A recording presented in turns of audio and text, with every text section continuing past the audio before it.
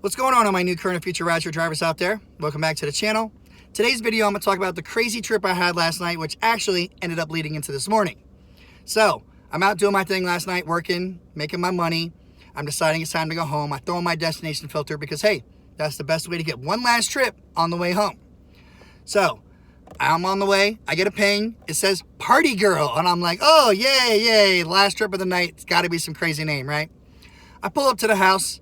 Waiting a couple minutes, these two drunk chicks pop out. They get in the car, we confirm everything's going.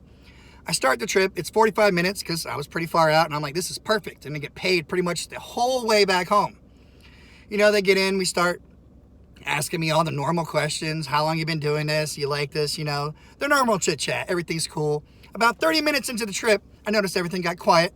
I turn around, they look like they're sleeping. Like, all right, whatever. We're almost there. This is perfect. At least the rest of the night will be quiet all the way. I pull up to the house, I turn around to wake them up. They won't wake up. And I'm like, oh man, not this. Last trip of the night, now I got to worry about sitting here calling the cops because whether it's male or female, I do not touch passengers if they're passed out. You don't know how they will react when they wake up. You don't know if they're trying to say something, do something. You just don't know. So you don't touch them. But I'm like, all right, I'm at a house. I'll go ahead and knock on the door and see if somebody's there. I knock on the door. It's like 1 o'clock in the morning now. All of a sudden, this really big dude pops out, and I'm 6'3", and this dude was way bigger and taller than me. He's mad. He's pissed. I'm sure he is. It's 1 o'clock in the morning. I say, who the hell are you, and what the hell do you want? It's 1 o'clock. You know what time it is? I'm like, well, you just told me what time it is. I'm like, sorry to bother you, sir, but I have these passengers in my vehicle, and I don't know if they belong to you or whatever, because their name said Party Girl, so I have no clue who these people are. He says, what? And so he comes out real quick. He looks. I guess it's his kids. So, yeah, this gets interesting right here.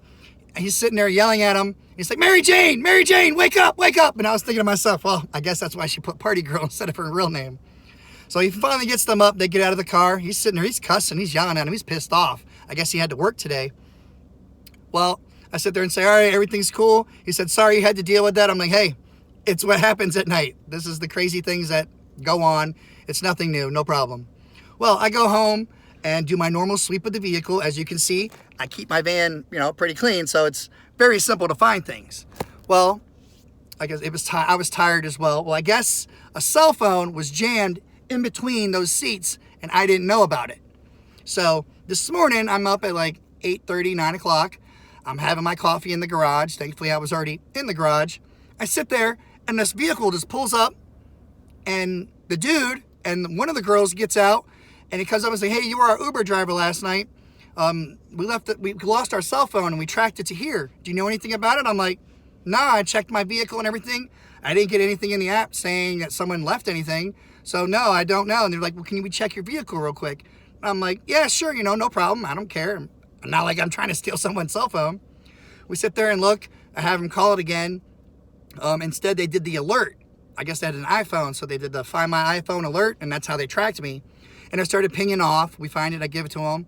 And I'm like, yeah, I'm sorry. I didn't know or anything about it. And he was still yelling at her. He was pissed off. He gave me a $100 tip.